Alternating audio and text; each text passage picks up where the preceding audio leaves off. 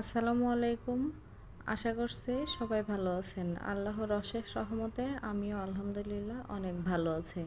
বরাবরের মতো চলে আসলাম আরও একটা নতুন ভিডিওতে। ভিডিওটি না টেনে দেখতে থাকুন। আজকে আমি রান্না করব মুরগির মাংস।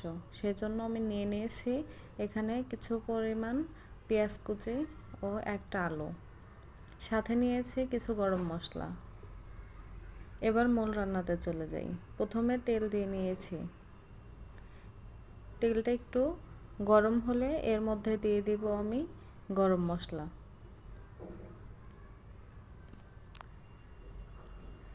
আমি এখানে দুটো তেজপাতা দিয়েছি, আপনারা চাইলে কম বেশি দিতে পারেন। এবার আমি দিয়ে দিচ্ছি কিছু পরিমাণ পেঁয়াজ কুচি। পেঁয়াজটা একটু হালকা পরিমাণে ভাজা ভাজা করে নিব। পেঁয়াজটা ভাজা হয়ে গেলে এর মধ্যে আমি কিছু জিরা দিয়ে দিব, সাথে কিছু গরম মশলা।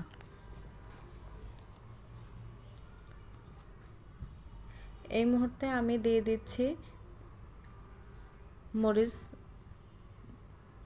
মরিচ বাটা, একটু রসুন বাটা। এখন দিয়ে দিলাম আদা বাটা।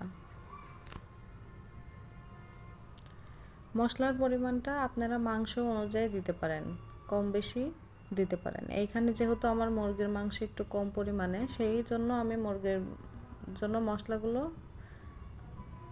পরিমাণ মতো দিয়ে দিচ্ছি। এখন জিরা বাটা দিয়ে দিলাম। ঝালটা অপশনাল, যে যেমন খাবেন ওই রকম পরিমাণ ঝাল দিবেন। পরিমাণ মতো লবণ দিয়ে দিচ্ছি। এবার মশলাটাকে ভালোভাবে কষিয়ে নেব।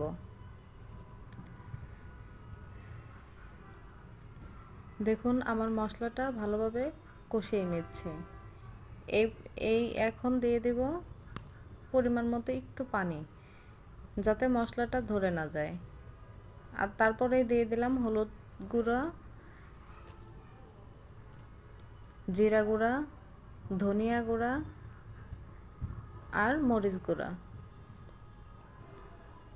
আবারও বলছি, মরিচ গুঁড়াটা আপনারা যে যার ঝাল অনুযায়ী দিবেন। যে যে পরিমাণে ঝাল পছন্দ করেন সেই অনুযায়ী দিয়ে দিবেন। দেখুন আমার মশলাটা কষানো হয়ে গেছে। যত বেশি মশলা কষাবেন মাংসের টেস্ট তত বেশি হবে। এই মুহূর্তে আমি দিয়ে দিচ্ছি মাংসগুলা। মাংসের পিসগুলো আমি একটু ছোট ছোট করে নিয়েছি, আপনারা চাইলে ছোট বড় করতে পারেন। মাংসটা ভালোভাবে মশলাতে একটু কষিয়ে নিচ্ছি।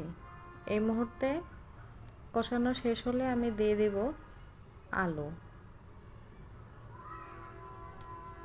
আমি যেহেতু আলু দিয়ে মাংসের ঝোলটা করব, সেজন্য আমি আলু দিয়ে দিচ্ছি। আপনারা চাইলে আলু কম বেশি দিতে পারবেন। আমি এখানে একটা মাঝারি সাইজের আলু একটু ছোট ছোট পিস করে নিয়েছি। এখন মাংসটাকে আমি ঢাকনা দিয়ে রেখে দেব কষানোর জন্য। দেখুন আমার মাংসটা কষানো হয়ে গেছে। এখন একটু নাড়াচাড়া করে আমি পানি অ্যাড করে নেব।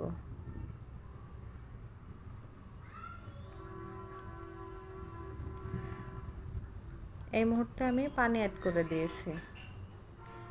আপনারা কম বেশি দিতে পারবেন। আমি পরিমাণ মতো পানি দিয়ে দিয়েছি। যেহেতু এটা মাংসের পাতলা ঝোল, তাই একটু পানিটা বেশিই দিয়েছি। নামানোর আগে আমি একটু পেঁয়াজ বেরেস্তা এবং জিরা বেটে রেখেছিলাম, সেটা দিয়ে দিচ্ছি। এটা দিলে মাংসের ঘ্রাণ ও টেস্ট অসাধারণ হয়। দেখুন আমার রান্নাটা হয়ে গেছে। এই মুহূর্তে কালারও চলে এসেছে। আমি রান্নাটা চুলা থেকে নামিয়ে পরিবেশন করে দেখাচ্ছি। এভাবে আপনারা মুরগির ঝোল বানিয়ে নিতে পারবেন।